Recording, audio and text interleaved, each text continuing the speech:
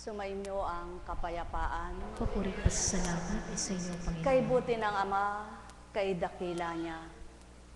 Tunay at tapat ang pangako niya. Buhay na hindi namamatay at walang kamatayan. Sa kanyang pag-asa, sa kanyang ligaya. Siya ang patnubay at gabay sa tuwina. Siya ang lahat-lahat mga minamahal, kaya't sa kanya lagak ang lahat sa buhay. Ang may pandinig ay nakarinig.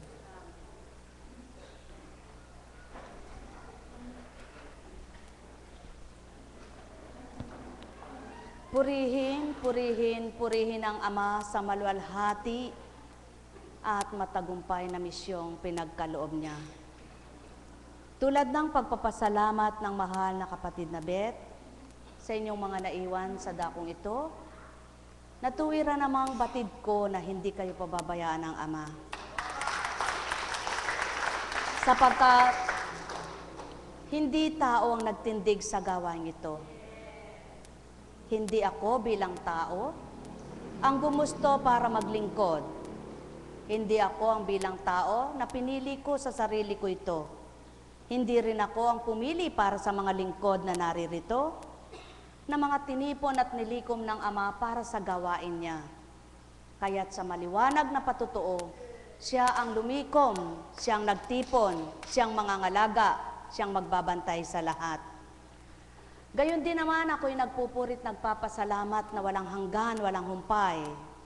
Kalakip ng pagpapagalak na pinupuri ko kayo, mga minamahal ko. Sa katapatan, sa pagbibigay nyo ng lugod sa Ama, hindi lamang sa kapwa nyo.